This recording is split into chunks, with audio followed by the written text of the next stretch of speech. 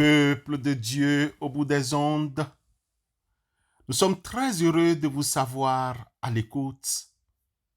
La main puissante de Dieu reste sur vous. De même que la paix de Dieu qui surpasse toute intelligence soit avec vous. Amen. Captivé par ta présence, je veux demeurer là à tes pieds. Captivé par ta sainte présence, je veux m'abandonner. Je ne cherche pas ta main. Tu ne me dois rien, tu m'as comblé. Au-delà de ce que tu peux faire, je veux ton cœur.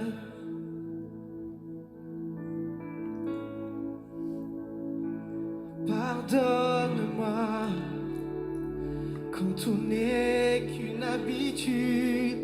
Pardonne-moi quand j'oublie pour qui je chante. Je veux tout recommencer. J'ouvre à nouveau mon cœur à toi.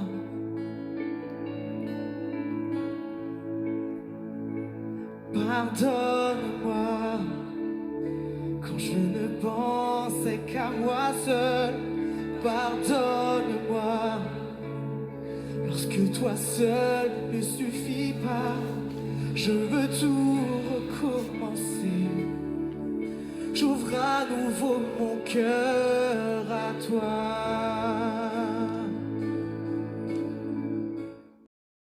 Bien-aimés dans la foi divine, vous connaissez certainement l'expression populaire « voix du peuple, c'est la voix de Dieu ».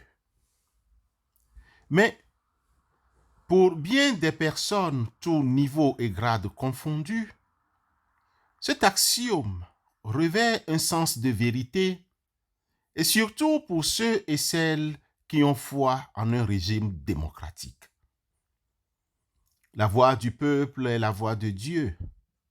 Cette expression soulignerait l'importance de la vie du peuple dans le régime démocratique et dans certaines institutions religieuses. Bien-aimés, selon nos investigations, cet axiome apparaît d'abord pour désigner le mode de reconnaissance des saints dans l'Église catholique romaine. Devons-nous savoir que c'est la réputation de sainteté dans le peuple chrétien qui fait le saint jusqu'au XVIIIe siècle. Ensuite, l'Église soumet le cas à un procès en canonisation dans lequel l'argument de la popularité du saint est une condition indispensable. Bien-aimés, le rayonnement spirituel du candidat est un signe de sa participation à la sainteté de Dieu et apporte la certitude que son exemple est accessible au reste du peuple chrétien. Dans ce cadre, l'expression « voix du peuple », c'est la voix de Dieu, signifie que si le peuple pense qu'il est saint, c'est que Dieu doit aussi le penser.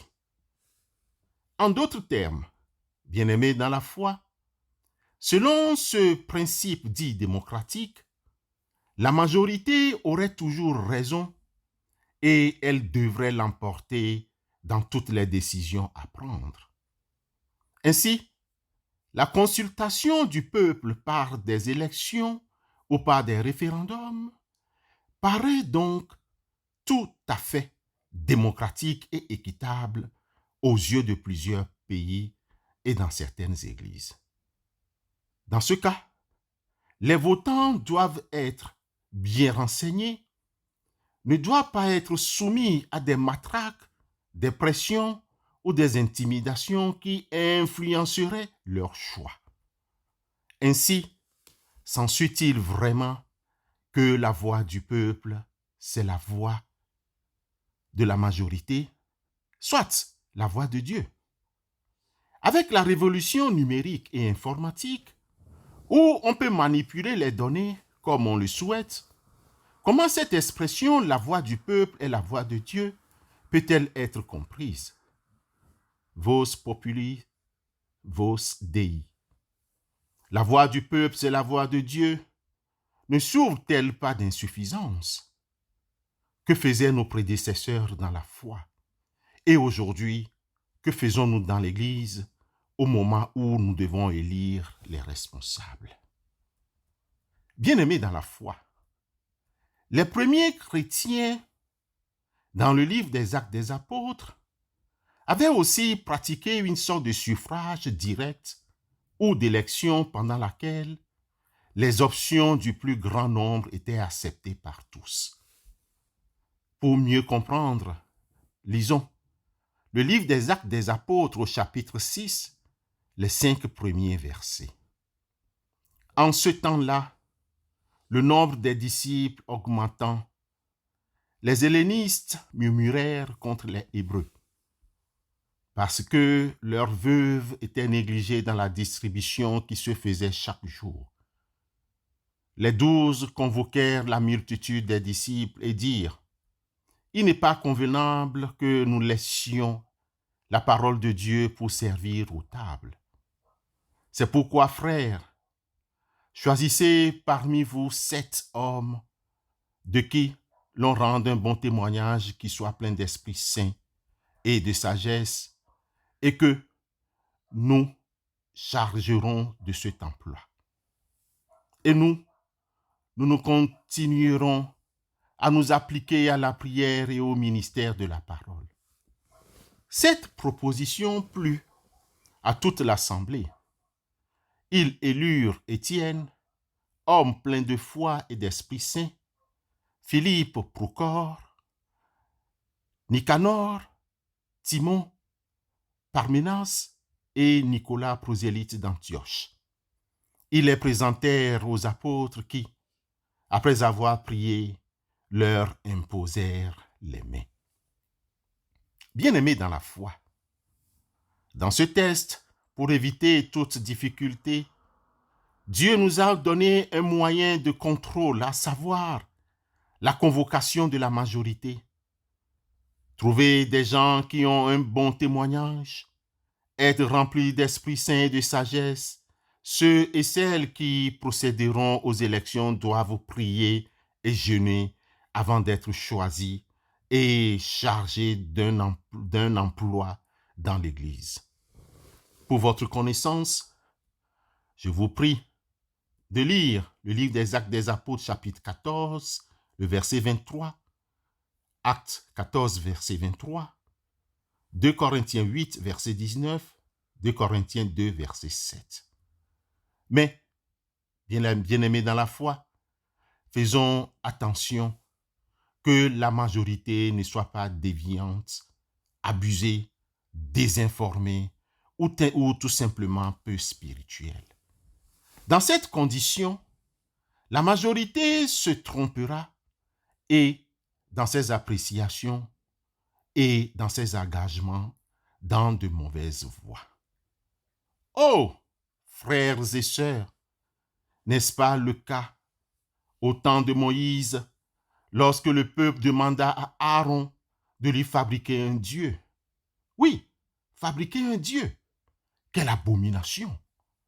Au lieu de faire recours à la loi de Dieu interdisant l'idolâtrie, au lieu de consulter Dieu comme leader, Aaron écouta la voix du peuple et lui fabriqua un veau d'or.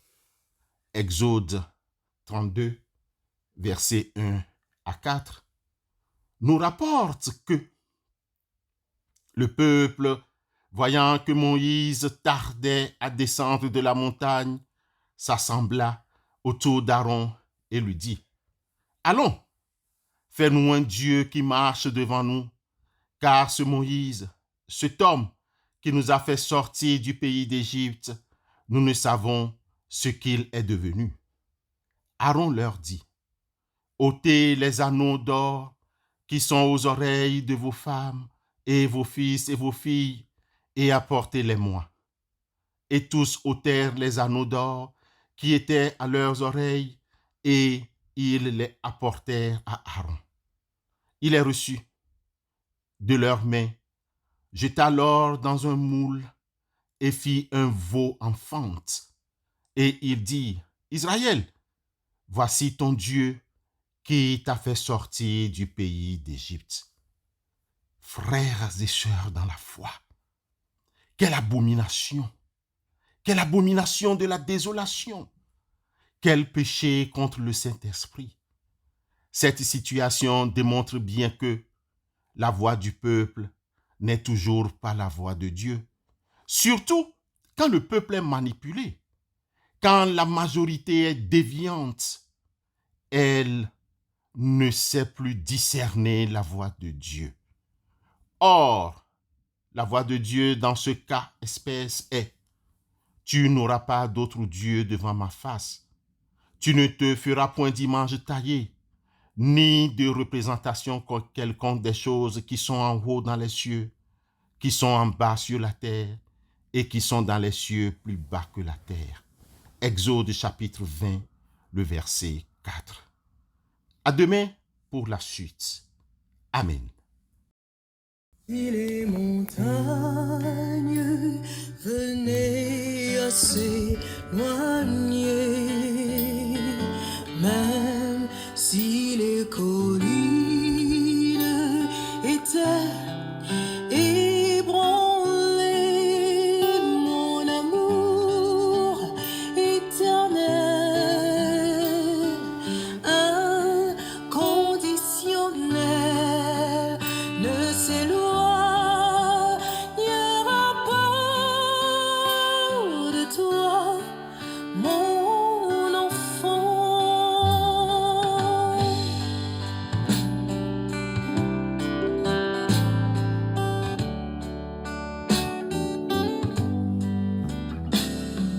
Même si les montagnes venaient à s'éloigner, même si les collines étaient ébranlées, mon amour éternel, inconditionnel, ne s'éloignera pas de toi, mon enfant. Prions Dieu. Seigneur Jésus, nous te remercions pour nous avoir donné cette nouvelle journée. Tu as dit dans ta parole que tu ne nous as pas laissés orphelins, mais tu nous as envoyé un défenseur dans la personne du Saint-Esprit. Cet esprit de vérité qui doit toujours être avec nous et guider nos pas. En fonction de cette parole, nous te prions, donne-nous ton Saint-Esprit pour que nous entendions et reconnaissions ta voix. Si le bruit du monde nous empêche d'entendre ton Saint-Esprit, nous te prions, Seigneur, de nous aider à laisser de côté les distractions de ce monde qui nous empêchent d'entrer dans une réelle connexion avec toi.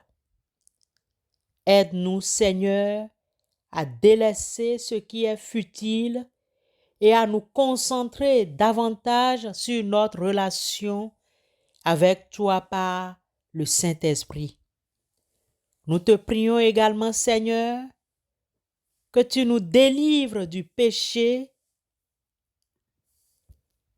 qui peut faire obstacle à notre relation avec toi par ton Esprit Saint et être à l'origine de ce manque de connexion, de s'être éloigné du Saint-Esprit dans nos choix. Au nom puissant de Jésus-Christ, nous te prions. Amen.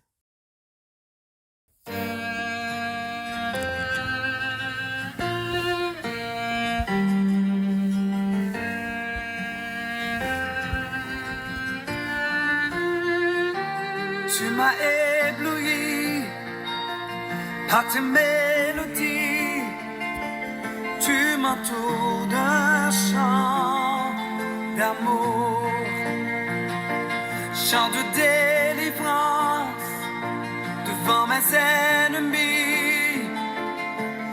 Toutes mes craintes s'enfuient. Je ne suis plus esclave de la peur. Je suis enfant de Dieu.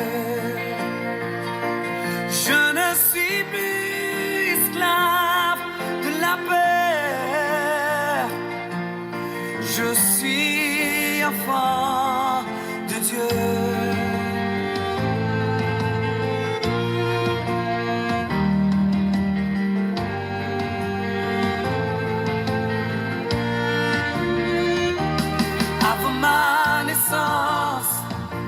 Tu m'avais choisi, appelé par mon nom.